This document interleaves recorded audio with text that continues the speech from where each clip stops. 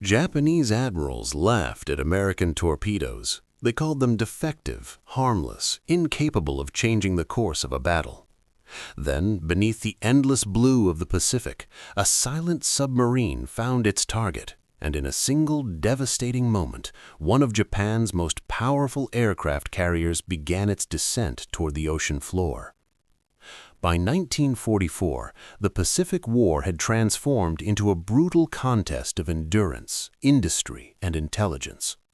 The early months of the conflict had belonged almost entirely to Japan. Pearl Harbor had crippled the U.S. Pacific Fleet.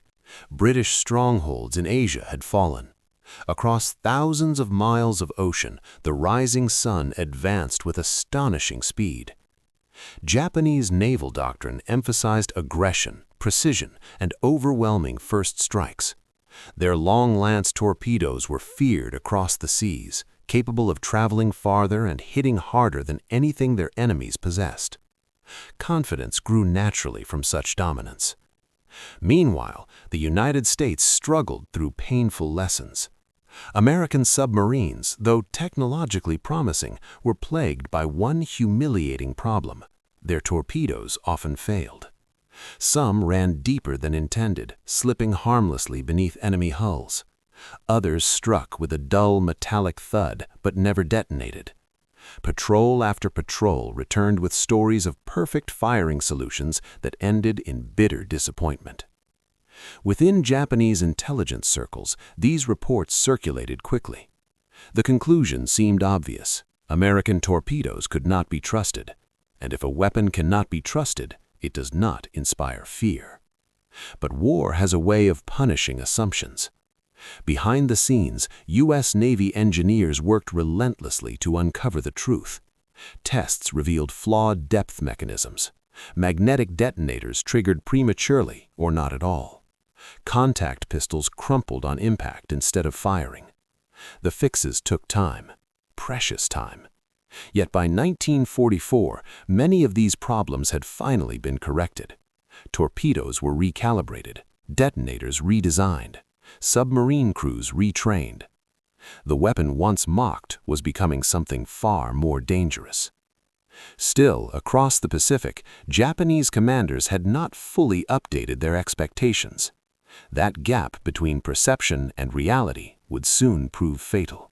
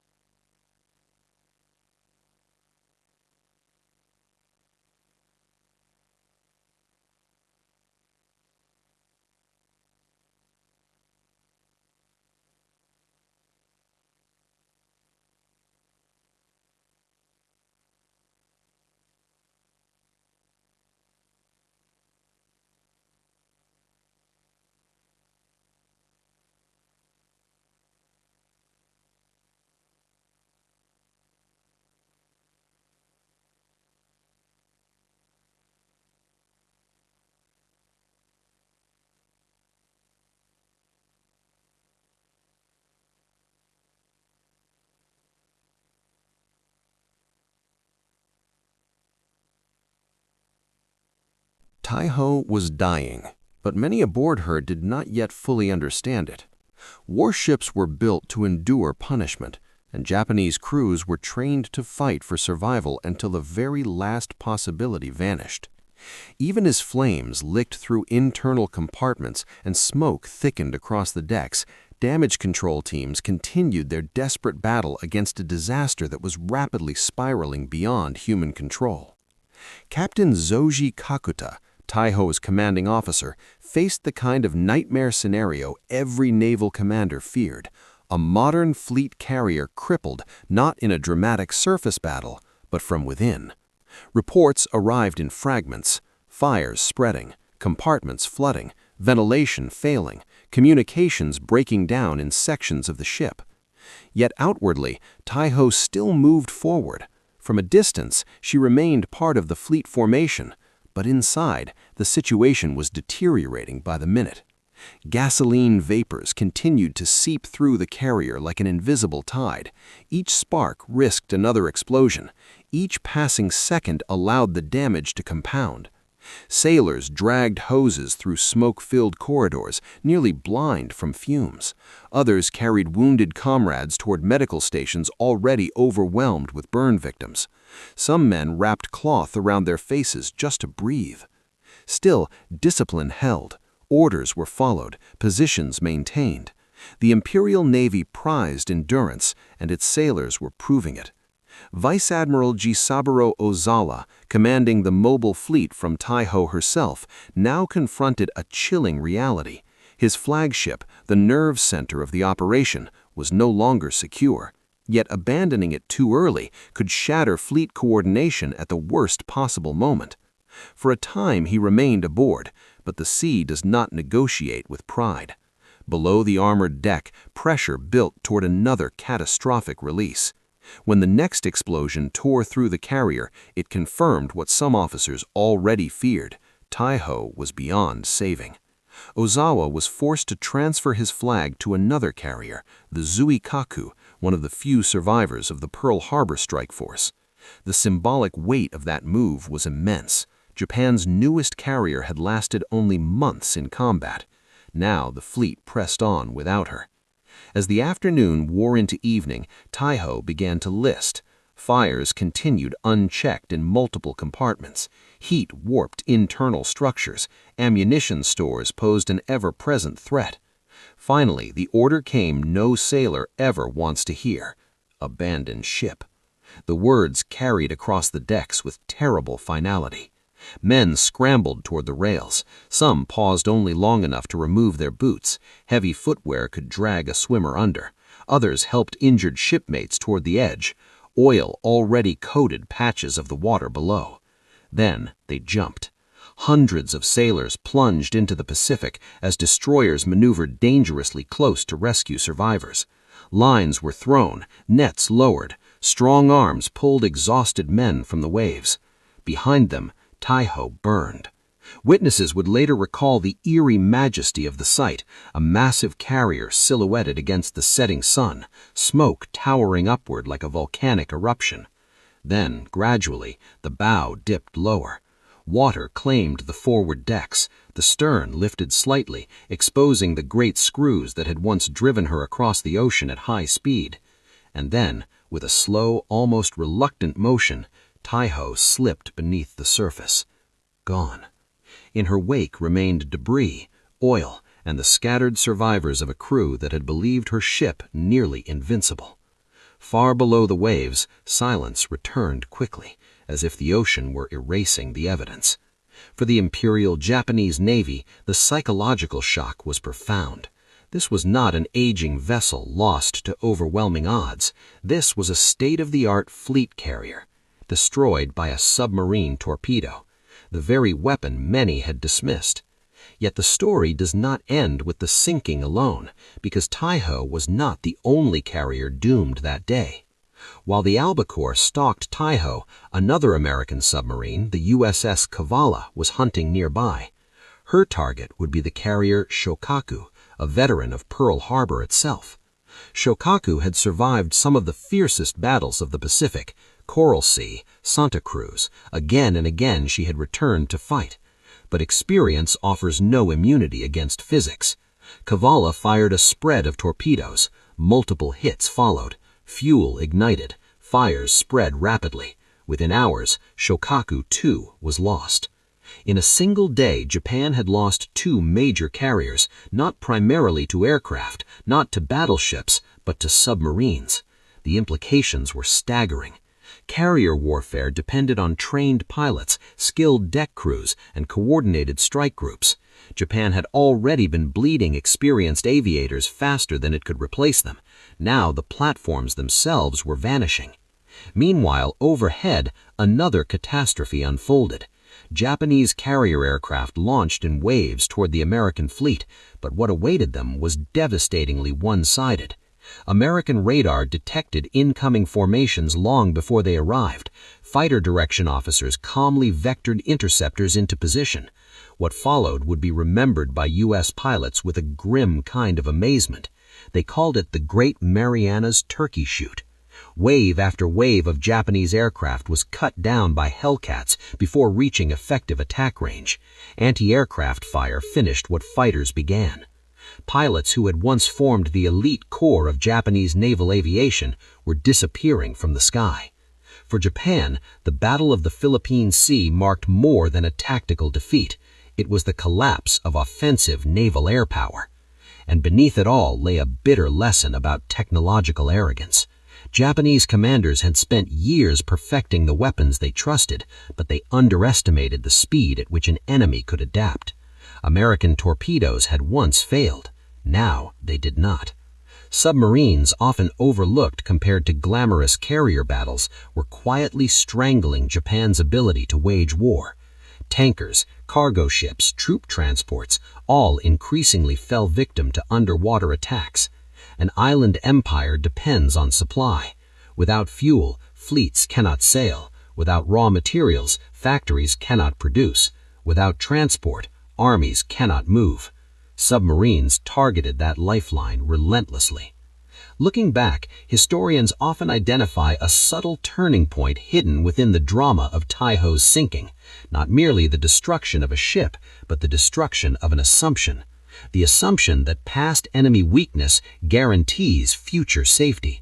War evolves, weapons improve, tactics adapt.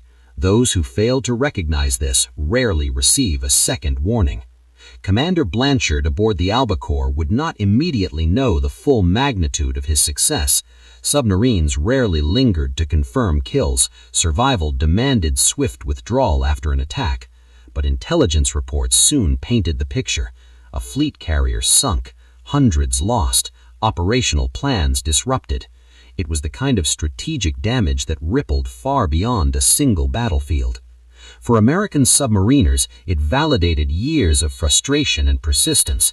They had endured defective weapons, bureaucratic resistance, and deadly patrols. Now their efforts were reshaping the war. For Japan, the loss narrowed already shrinking options. Industrial limitations meant carriers could not be replaced quickly. Pilot training programs, rushed and shortened, produced aviators far less prepared than those lost earlier in the war. The balance of experience, once Japan's greatest advantage, was disappearing. And perhaps most dangerous of all was the realization that nowhere was truly safe, not even the open ocean, not even within a powerful fleet screen, because submarines did not need dramatic entrances. They arrived silently, struck suddenly, and vanished again into the deep.